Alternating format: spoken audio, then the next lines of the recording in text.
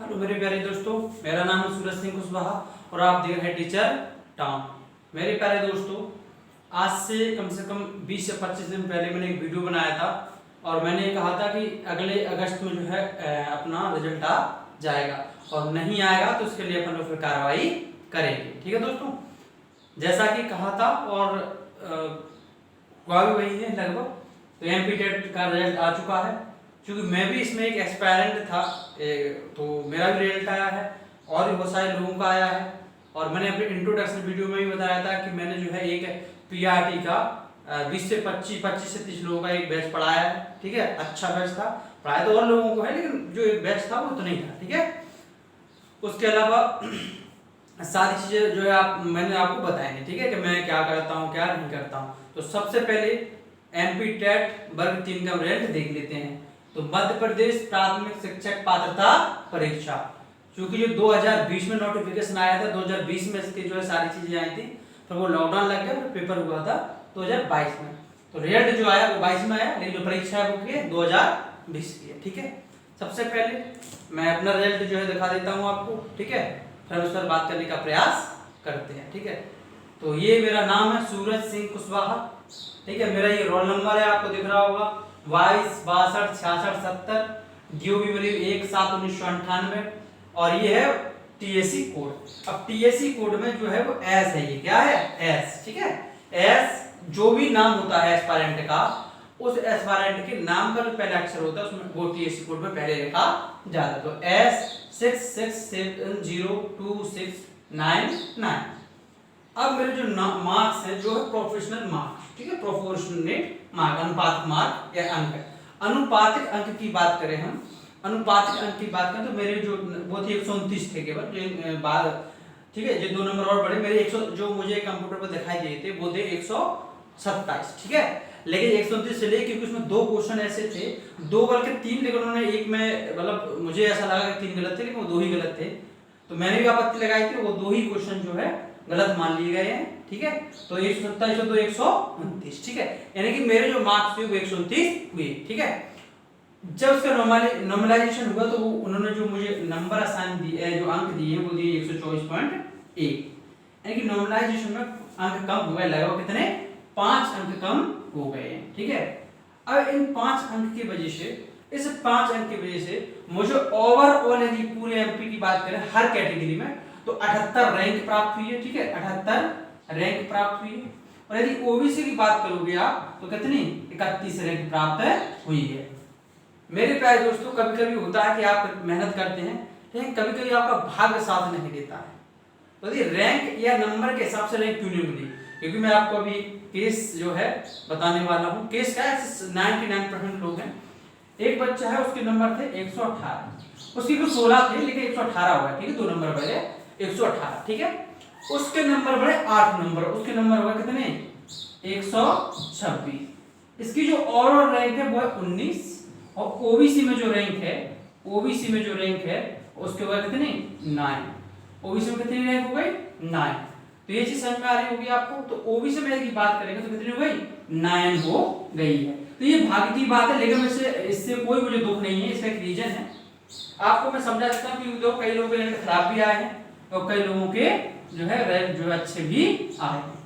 सबसे पहली बात, अगर मैं अपने अंकों की बात करूं तो अंकों के हिसाब से देखेंगे आप तो मैं एमपी में टॉप 5 में हूं। ठीक है, लगभग 2-4 बच्चे ही मुझसे आगे थे। ठीक है, जो मुझसे अच्छे नंबर लेके आए थे, बकाया सब पीछे थे। ठीक है, पूरे एमपी की बात कर रहा हूं उसमें से, लेकिन मेरी जो रैंकिंग रही वो 31 पर रही। जबकि लेकिन ऐसा क्या हुआ, तो ये क्या है, ये नॉर्मलाइजेशन मार्क है और एक समझ लीजिए ये एक प्रोसेस है, इसमें भाग्य पूरा साथ देता है। वो भाग नहीं कि पीवी भाग की गलती है, ये गलती नहीं, ये भाग है कि जिस दिन आप पेपर देने गए उस दिन का पेपर कौन लोग दे रहे हैं, क्योंकि कठिन पेपर है और यदि अच्छे लोगों का उसमें पेपर है पढ़ने वालों का, तो हो सकता है कि जरूर कठिन था पेपर लेकिन नंबर ज्यादा है सबकी।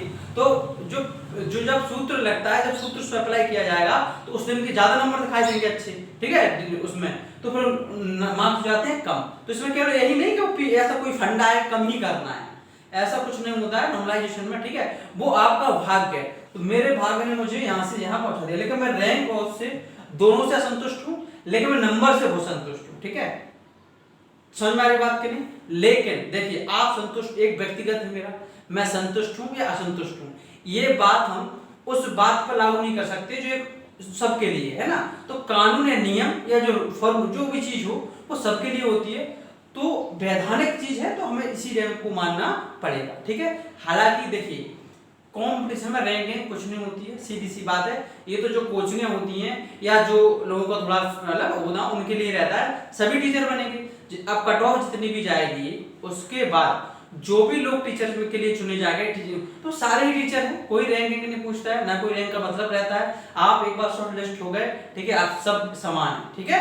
तो इस बात का ध्यान रखना है कि कोई भी व्यक्ति इस बात को सर पर ना चढ़ाए, ना ही मैं कि उसकी रैंक या उसके नंबर बहुत ज्यादा है, या मैं सोचूं कि मेरे मैंने टॉप 5 या टॉप 5 में हूं नंबर के हिसाब से, ठीक है, या मैं नंबर के हिसाब से, मतलब एमपी में कोई था ही नहीं, है ना। तो ये सब चीजें इतना बड़ा कोई वो नहीं करना चाहिए अपन को। और जो लोग देखिए फेल हो गए या जिन लोगों के कम नंबर हो गए, देखिए ये स्वाभाविक सी बात है, इसमें भाग्य का काम है, ठीक है, कि उस दिन तो आप पेपर देने जा रहे हैं, उस दिन नंबर कितने आ रहे हैं, लेकिन एक भाग एक सीमा तक होता है, ठीक है। तो ये सीमा है कि देखिए मेरे इतने अच्छे नंबर थे तब भी रैंक लेकर आया ना मैं, तो एक हद तक माना 90% या 99% आपकी मेहनत होती है और 1% भाग्य होता है। तो अब देखिए जैसे लेकिन मैं संतुष्ट हूं, कोई दिक्कत नहीं, रैंक से थोड़ी होता है, योग्यता कभी रैंक से नहीं आती है ना, ऐसे नंबरों से कोई योग्यता नहीं होती है, कोई बात नहीं। इसमें ऐसे अपन लगातार प्रयास करेंगे और अच्छी लेके आएंगे, है ना, रैंक भी लेके आएंगे, नंबर भी लेके आएंगे, और अपन जो है मैं जिन लोगों को पढ़ा रहा हूँ उनको गाइड कर रहा हूँ, ये भी मेरे लिए एक रैंक है ना। और दूसरी बात, किसी भी आप जब पेशेंट में जाते हैं तो आपको उसमें अच्छा लग रहा है, ये सबसे महत्वपूर्ण बात होती है। अब मेरे प्यारे दोस्तों, सबसे ये हो गई मेरे रिजल्ट की बात, ठीक है। तो ये मेरा रिजल्ट रहा, ठीक है। जिन लोगों ने बधाइयां दी, किसी लोगों का मैं कॉल नहीं उठा पाया या रिटर्न नहीं कर पाया, ठीक है, तो सॉरी सबकी। जिन लोगों ने मुझे विश किया है सबको मैं धन्यवाद बोलता हूँ। जो भी लोग मेरे साथ खड़े रहे, मैंने बहुत संघर्ष से ये जो है मार्क्स लाया हूँ, ठीक है। मैंने जिंदगी में इतना संघर्ष कभी नहीं किया अपनी लाइफ में जितना संघर्ष इस एक तरीके से फर्स्ट जॉब है मेरी, समझ लीजिए, ठीक है। तो इस और मेहनत करके जो मैं लाया, ठीक है, अचानक नहीं हुआ, औचक तरीके से नहीं हुआ, ये मुझे पहले ही से पता था कि मैं टॉप 50 या टॉप 100 या टॉप 10 में रहूंगा, ठीक है। तो टॉप 10 में नंबर के हिसाब से मैं हूँ, ठीक है, और रैंक के हिसाब से मैं आप 31 हूँ, ठीक है, और 78 में, तो 100 में भी हूँ, 50 में भी हूँ, और 1 से 10 में भी हूँ, ठीक है दोस्तों। अब बात करते हैं जिनका रैंक अच्छा आया है और कट ऑफ की, ठीक है। तो सबसे पहली बात हम बात करेंगे कट ऑफ की, ठीक है। और आपको मैं पूरा बात समझाने का प्रयास करता हूँ कि आपको करना क्या है और सोचना क्या है।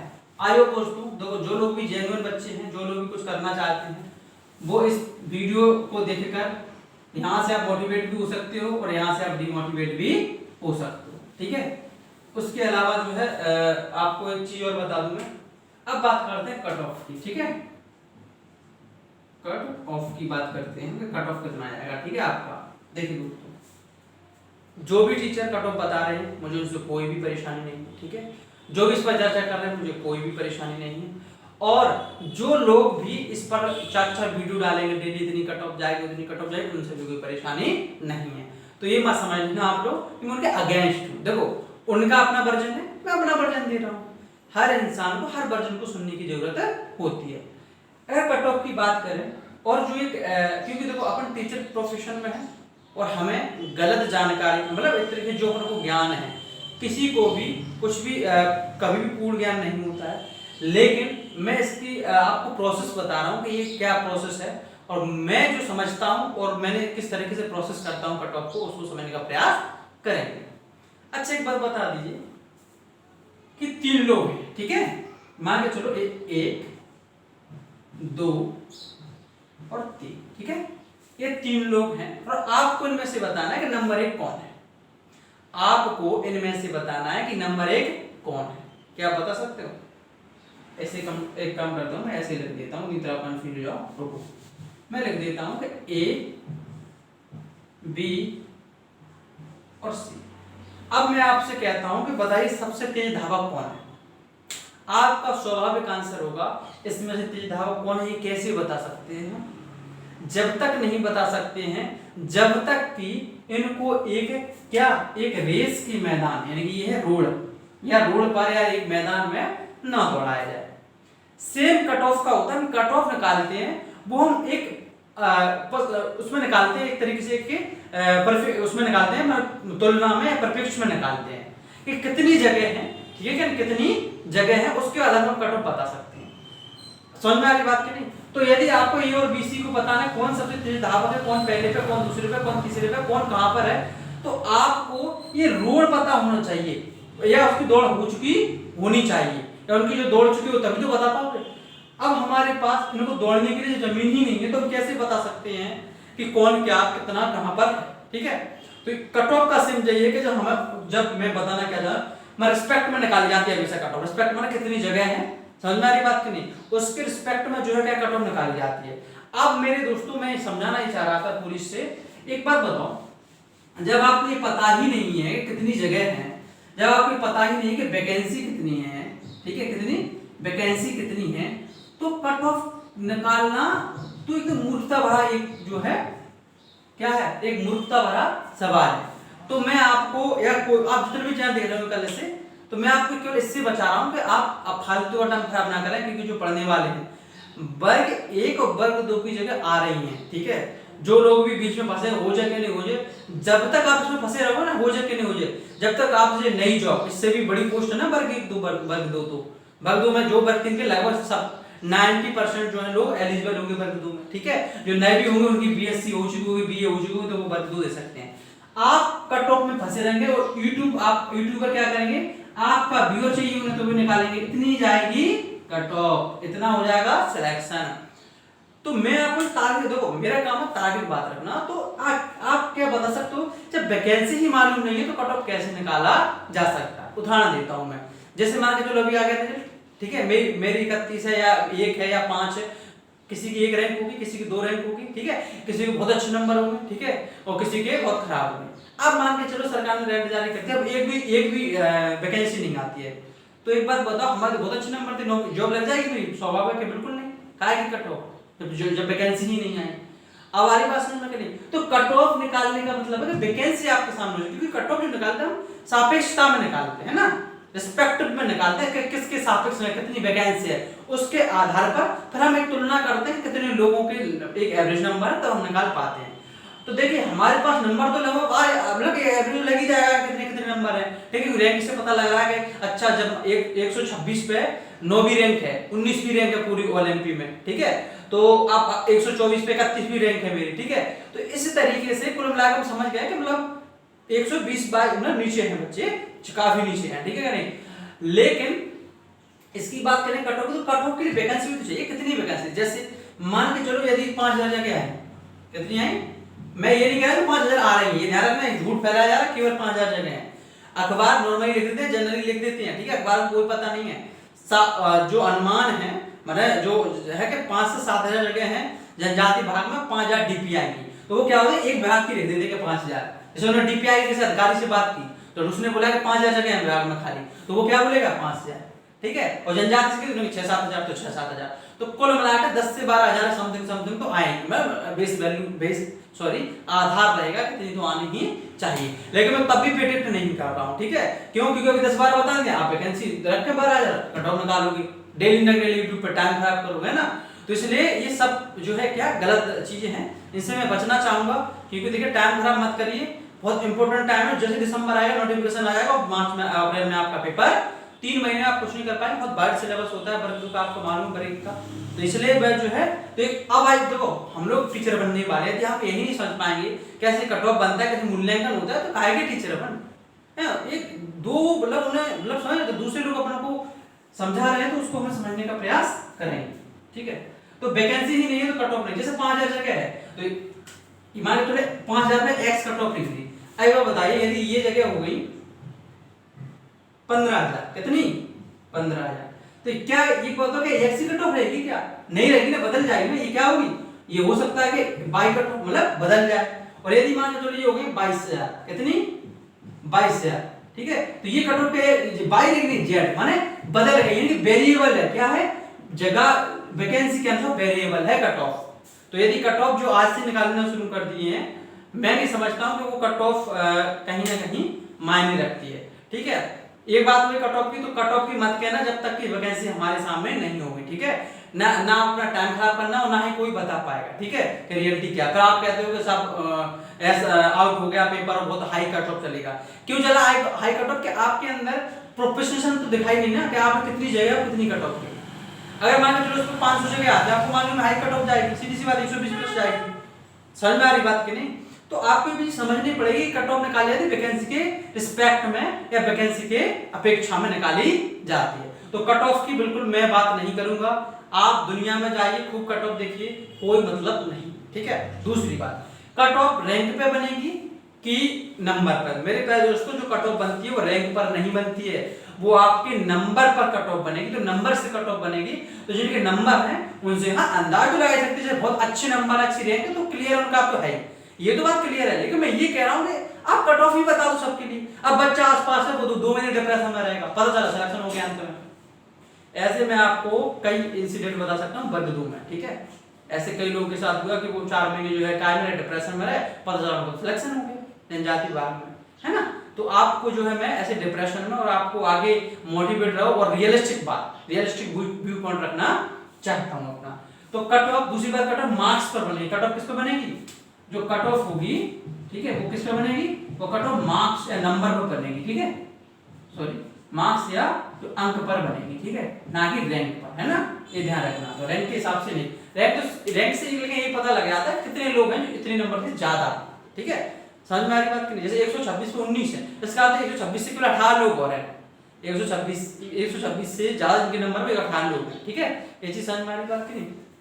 तो चलते, ये चीज समझ में आ रही हुई आपकी। तो कट ऑफ तो मैं बताने वाला नहीं, और ना ही आप देखना फालतू का आपका टाइम खराब होगा और ना आपको कोई समझ में आएगा रियलिस्टिक बात पर। अब हमारा फोकस किस पर होना चाहिए? अब मैं बात करता हूँ फोकस, ठीक है। ये जो अपना फोकस होगा, तो फोकस मुझे 2 बातों पर हमें करने की जरूरत है दोस्तों, ठीक है। केवल और केवल 2 बातों पर हमें जो है करने की जरूरत है। एक तो पद वृद्धि, ठीक है, पद वृद्धि, ठीक है, और एक दूसरा है वो है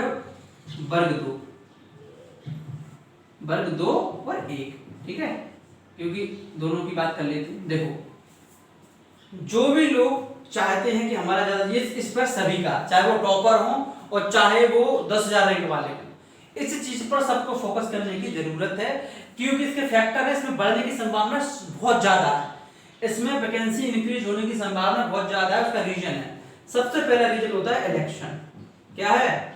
इलेक्शन, ठीक है। दूसरा रीजन है बहुत ज्यादा खाली जगह है ना, वैकेंसी भी खाली है ना, यहाँ पे वैकेंसी भी बहुत ज्यादा खाली है, ठीक है, दूसरी बात। तीसरी बात यहाँ पर जो है कि अभी सरकार प्रेशर में आ सकती है, ठीक है, और रेट आ चुका है। अब बच्चों को ये चीज समझ में आ चुकी है कि हाँ, कि अब सरकार मानने वाली नहीं है। तो जो एक लॉबी उठी थी ना, जो पूरी तरीके से फैले हुए थे कि पेपर रद्द रद्द रद्द, तो वो चीज तो खत्म ही हो गई, ठीक है। हालांकि मैं इस बात का समर्थन नहीं करता हूँ कि जांच ना हो, हमें ये प्रयास करना चाहिए कि जांच लगातार होती रहे। यदि हमें कोई सस्पेक्ट दिखता है तो उस पर कार्रवाई करने की होनी चाहिए, उस पर चेकिंग किया जाना चाहिए, ठीक है। तो वैकेंसी जो है इंक्रीज होने की पर हमें ध्यान देना है। इलेक्शन है और वैकेंसी भी खाली है, इसलिए क्या होगा, पद वृद्धि हो सकती है। तो अगर आपको क्या करना है, सबसे पहले तो अपनी पढ़ाई करते रहिए, उसके अलावा जो भी डिजिटल कैंपेन या 1 या 2 बार भोपाल चलने पड़े वैकेंसी के लिए, तो चलने के लिए तैयार रहिए। इसमें जितने भी जनरल के हैं, जो 100 से लेके प्लस हैं, वो सारे लोग, ठीक है, और जो ईडब्ल्यूएस की वो 98 से लेके जो है वो सारे लोग जो है पॉजिटिव रहे हमेशा हैं, ठीक है, उनका भी हो सकता है। उसके अलावा ओबीसी वाले जो लड़के हैं वो 100 से 105 के बीच में, ठीक है, 10 के बीच में वाले, और जो जनरल वाले हैं, वो जो नॉर्मल जो जनरल वाले हैं वो 105 प्लस वाले, उनका जो है एक पॉजिटिव मार्क्स है यहाँ पर, उनका हो सकता है, ठीक है। मैं कोई कट ऑफ नहीं बता रहा हूँ, मैं एक नॉर्मल बात कर रहा हूँ कि वो लोग ज्यादा पॉजिटिव रहेंगे, मतलब हो सकता है, ठीक है। वर्ग 1 और वर्ग 2, देखो दोस्तों, एक होता है कल्चर। हमारे यहाँ पे क्या है कि हमारे पे डिप एंड अप कल्चर है, यानी कि वो डुबकी लगाई फिर बाहर आया, फिर आधा घंटा घूम रहा, फिर डुबकी लगाई, एग्जाम हुआ, फिर बाहर आया। यानी कि कैसे, देखो 3 महीने पहले, 3 मंथ पहले क्या आएगा नोटिफिकेशन, और क्या आएगा, ग्वालियर, मतलब इंदौर, ठीक है, मंदसौर, जितने भी है वहां पर बच्चे क्या करेंगे, मूव ऑन करेंगे और तैयारी करने के लिए पहुंच जाएंगे। नहीं, अब जॉब ऐसे मिलने वाली नहीं है, ठीक है दोस्तों। हमें ये काम करना है कि आपको, मैं तुम्हें बता दे रहा हूँ, मैंने आज से मार्च में जब पेपर हुआ जब भी बताया था कि वैकेंसी आने वाली भर्ती होगी, तो कई लोगों ने कहा था कि नहीं आएगी क्योंकि पद भर्ती हो रही है। मैंने पहले भी कहा था, आज भी कह रहा हूं, जो लोग भर्ती में चूक गए हैं उसको छोड़ो, एक बार और अपने आप को आजमाने का आपको टाइम मिला है या समय मिला है, तो आप उसको चीज को अप्लाई कर सकते हो। तो आप वर्ग 1 और वर्ग 2 में जो तैयारी लग जाओ जी जान से। आपको पर 3 महीने वाले मिलेंगे, नवंबर में या दिसंबर में नोटिफिकेशन आ जाएगा और मार्च अप्रैल शुरुआत से आपके पेपर स्टार्ट हो जाएंगे। आप जानते हो कि आप 2 महीने में क्या कर पाओगे ना, आप एक जगह से दूसरी जगह जाओगे, इतने में आपको 1 महीना एडजस्ट करने में लग जाएगा। तो डिप एंड अप वाली मेथड को छोड़कर इस पर, उसके अलावा सभी लोगों का फोकस होना चाहिए इस चीज पर।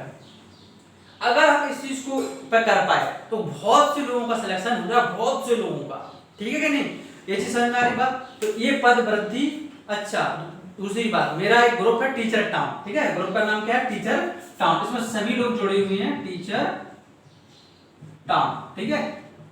मेरा नंबर है 8770176932। जो भी मेरे ग्रुप से जुड़ना चाहते हैं इस पे हाय भेजें, मैं इस ग्रुप में आपको जोड़ दूंगा, ठीक है कि नहीं। और इसमें सारी जानकारी और सारे जितने और अच्छे नंबर हैं वो लोग तो बिल्कुल जुड़े रहें। आपको एक एक चीज विद डॉक्यूमेंट्स, ठीक है, सब कुछ क्या करना है, कैसे करना है, ऑथेंटिक। देखो मैं देर से वीडियो इसलिए बनाता हूँ, कहीं मैं तेजी में गलती ना कर दूं, है ना। कई लोगों ने कल वीडियो बना दिया है, रैंक के हिसाब से क्या बनेगी, कट ऑफ इतनी रैंक है तो आपका हो गया, रैंक है तो नंबर से बनेगी, ठीक है कि नहीं। तो वो गलत हो गया ना उनका वीडियो या उनकी जानकारियां, तो वो अपने पास है नहीं। और हमेशा एक शिक्षक को धैर्यवान होने की जरूरत होती है, उसे धैर्यवान होना चाहिए, ठीक है। तो ये नंबर है, इस पे आपको जो है सारी जानकारियां मिलेंगी। ये हमने वर्ग 2 और वर्ग 1 पर फोकस कर रहे हैं, ठीक है। जो लोग भी जेन्युइन पढ़ने वाले हैं वो मेरे यूट्यूब चैनल से जुड़ जाएं। आपको सारे पेपरों की प्रैक्टिस फ्री में मिलेगी और प्रयास किया जाएगा कि फ्री में ही सारा कोर्स आपको यूट्यूब पर करा दिया जाए। मेरा यूट्यूब पर पढ़ाने में मन नहीं लगता है अभी, क्योंकि मेरे पास सोर्स नहीं है, तो बहुत अच्छी क्लियर वीडियो नहीं जाते आप तक, है ना। तो मैं धीरे धीरे प्रयास कर रहा हूँ कि आप तक जो है पीडीएफ बनवा रहा हूँ, प्रिंट करवा रहा हूँ पीडीएफ, ठीक है, या कह सकते हैं, तो उसको फिर आप प्रयास किया जाएगा आप तक कंटेंट पहुंचाया जाए, ठीक है। उसके अलावा कुछ दिनों बाद आपको देखने को मिलेगा कि मैं एक बड़े इंस्टीट्यूशन से भी शायद जुड़ सकता हूं, ठीक है। ये मेरी इच्छा है, वो लोग तैयार हैं तो मैं बता दूंगा समय आने पर, ठीक है। ऑफर बहुत जगह से देख लूंगा मैं कहाँ करना, ठीक है, तो वो भी आपको बता दिया जाएगा। उसके अलावा सारी ऑथेंटिक जानकारी, कैसे प्रोसेस करना है, कैसे अपन क्या होगा आगे, और डॉक्यूमेंट्स वेरी इंपॉर्टेंट। आप कितने भी नंबर लाओ, यदि आपके डॉक्यूमेंट्स में प्रॉब्लम है तो आप जो है प्रॉब्लम में हो जाएंगे, ठीक है। दूसरी बात, अब बात है डीएड और बीएड, ठीक है। क्या है, डीएड और बीएड।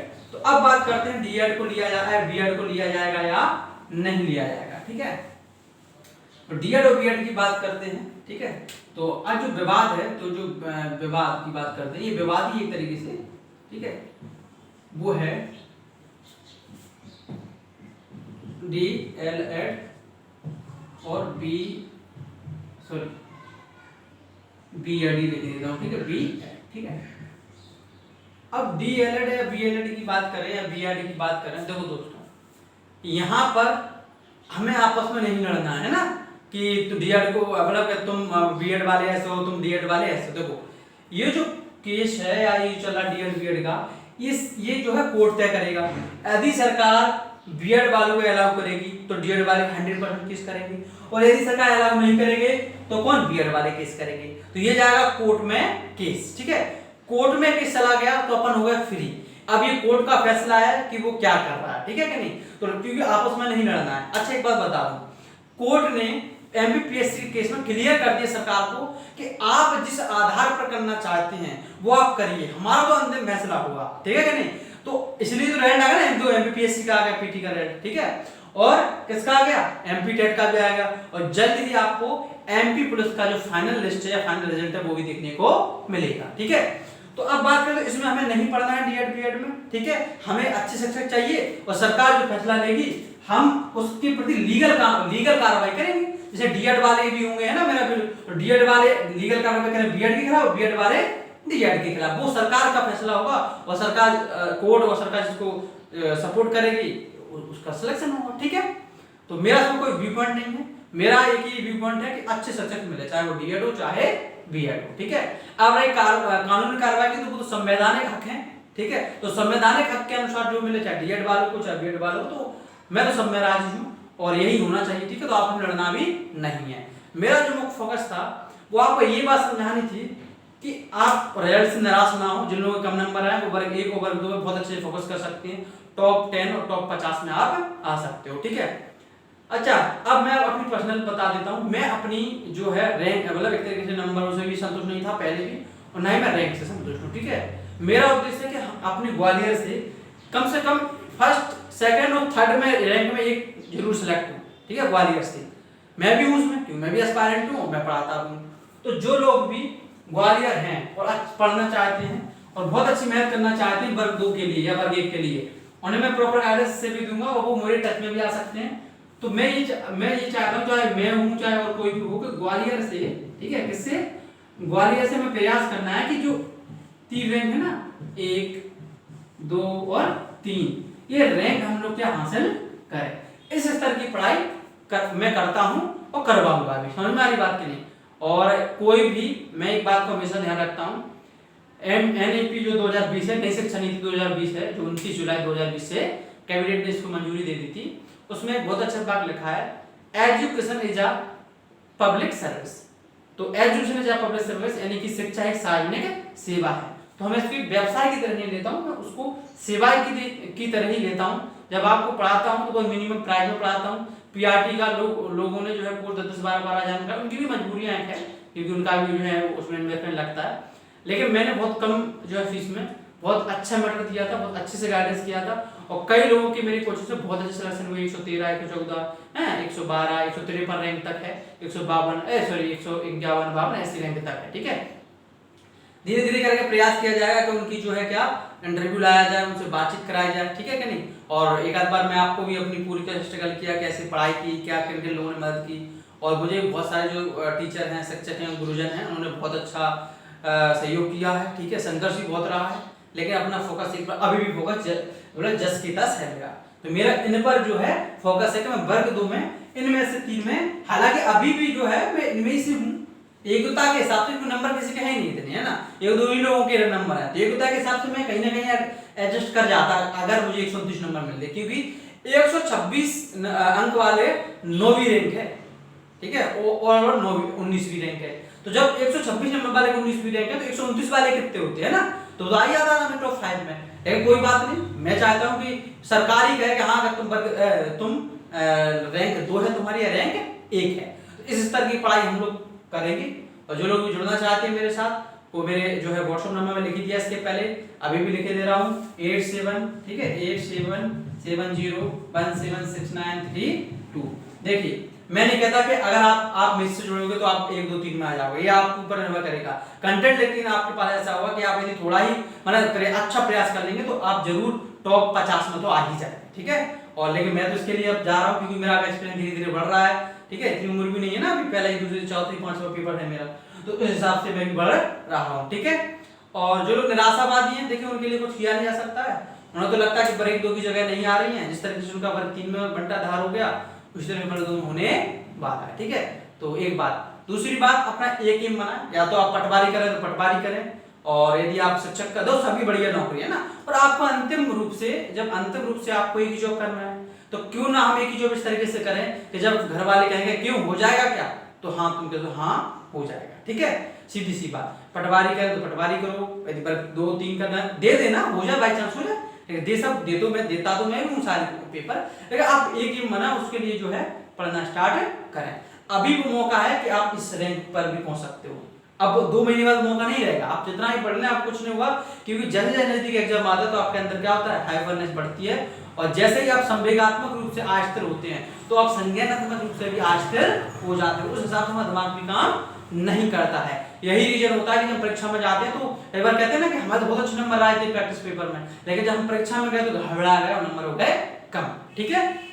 तो इन रैंक के लिए लड़ना है, और जब अच्छी रैंक लाओगे आप 1, 2, 3, 10, 15, 20, 30 है ना, और अच्छे नंबर लाओगे तो आपकी एक अलग वो रहेगी और आपके आगे बढ़ने के चांसेस रहेंगे। हालांकि मैं निराश हूँ भर्ती से, लेकिन मैं इतना भी निराश नहीं हूँ, क्योंकि मेरा DD+ भी आना है, बहुत सारे अभी एग्जाम है आगे, और रिजल्ट भी आना है, और मैंने अभी MPPSC कर दिया था, उसमें बहुत अच्छा रहा मेरा, हो नहीं पाएगा, लेकिन मैंने बिना पढ़े दिया था, बहुत अच्छा गया था, बहुत अच्छे रिजल्ट देखने को मिला उसमें भी, ठीक है। मैं शेयर भी किया है अपने ग्रुप पर, टीचर टाउन पर, और लगातार बढ़ते रहिए। DT प्लस भी देखते हैं क्या होता है, वो भी हो जाएगा। और जो लोग भी जो है इसमें जुड़ना चाहते हैं वो मेरे साथ जुड़ सकते हैं। आपको free of cost proper guidance दिया जाएगा, प्रॉपर हर चीज को समझाया जाएगा। समझ लीजिए आपके अपने पास एक मौका है, MP के जितने बच्चे हैं, क्योंकि आप जब इस लेवल का एग्जाम क्रैक नहीं कर पाए तो इंडिया लेवल का एग्जाम क्रैक करना थोड़ा कठिन होगा, आप भी यही समझते हैं। आखिरी मौका है वर्ग 2 में आपको करने का, KBS भी आ रही है, ठीक है। तो जल्द ही आप कुछ ना कुछ मैं प्रयास कर रहा हूँ। तो अभी आया है वीडियो, ठीक है। मैंने अभी जैसे CDP के जो वर्ग 2 के पेपर हुए थे, मैंने 4 जो है क्या करा दिया।